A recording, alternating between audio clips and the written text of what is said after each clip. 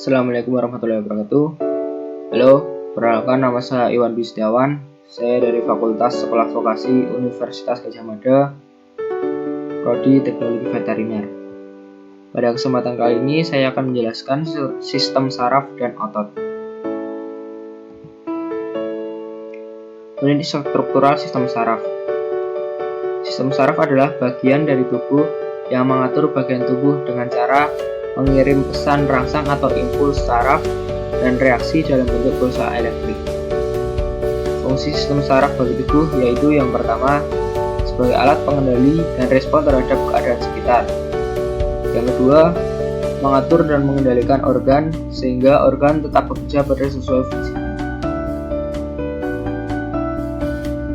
Berikut merupakan gambar unit struktur sistem saraf atau struktur neuron.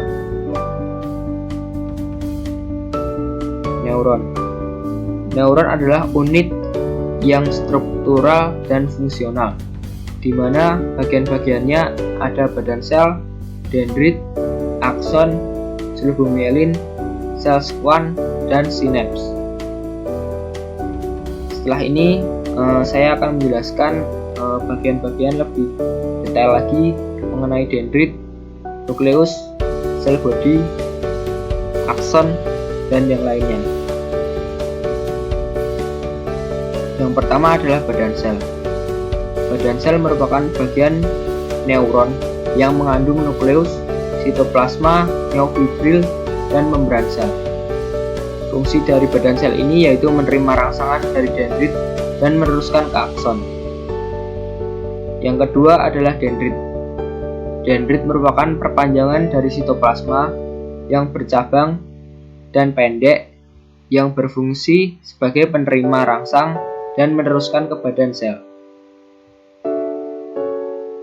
Disinilah letak badan sel dan dendrit.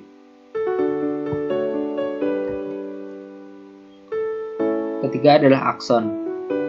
Akson merupakan serabut panjang dari badan sel yang berfungsi menghantarkan rangsangan dari badan sel ke neuron lain. Yang keempat, sel mielin.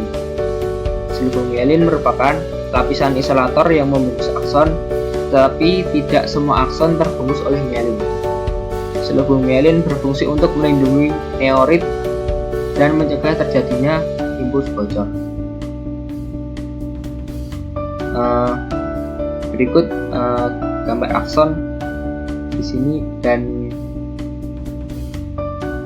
ini adalah sel mielinnya.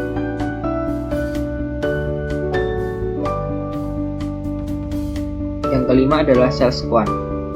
Sel squam adalah sel yang mengelilingi sel mielin. Sel ini bekerja menghasilkan lemak dan berfungsi sebagai penyedia nutrisi bagi neurit. Yang keenam adalah sinapsis terminals. Adalah titik temu antara terminal akson yang ada pada neuron dengan neuron lainnya.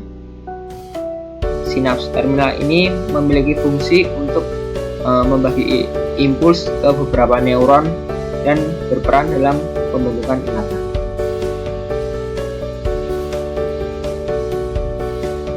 Berikut gambar mengenai struktur otot. Setelah ini saya akan menjelaskan mengenai struktur otot yang epimisum, perimisum, dan endomisum. Yang pertama adalah epimisum. Epimisum adalah lapisan yang membungkus otot atau merupakan lapisan terluar dalam struktur otot dan merupakan pemisah antara vesikel satu dengan yang lainnya. Contohnya yaitu otot bisep dan trisep. Yang kedua adalah perimisium. Adalah lapisan yang memisahkan sel otot satu dengan yang lainnya. Ketiga adalah endomisium. Endomisium adalah lapisan yang membungkus sel otot. Lapisan ini merupakan lapisan yang memisahkan miofibril yang satu dengan yang lainnya. Miofibril adalah sekumpulan yang membentuk sel otot. Maaf, ini tulisannya salah. Selanjutnya saya akan menjelaskan mekanisme sistem saraf. Mekanisme sistem saraf ada dua, yaitu gerak sadar dan refleks. Gerak sadar adalah gerak yang dikoordinasi oleh otak. Berikutnya saya akan menjelaskan urutan koordinat yang gerak sadar. Yang pertama, indera akan menjadi reseptor rangsangan dan disampaikan ke otak. Lalu otak memberikan respon berupa neuron motorik. Hasilnya, efektor berupa otot akan melaksanakan perintah dari otak. Yang kedua adalah gerak refleks. Gerak refleks atau gerak yang tidak disengaja. Gerakan ini dikoordinasi oleh sumsum tulang belakang. Gerakan ini terjadi begitu sangat cepat karena tidak melewati otak.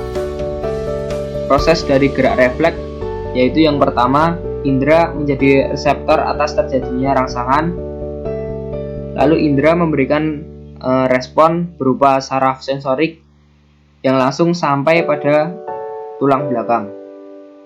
Lalu tulang belakang memberikan respon dengan saraf motorik. Hasilnya otot akan bergerak. Mungkin itu saja yang dapat saya sampaikan. Mohon maaf bila ada salah-salah kata. Kurang lebihnya mohon maaf. Wassalamualaikum warahmatullahi wabarakatuh.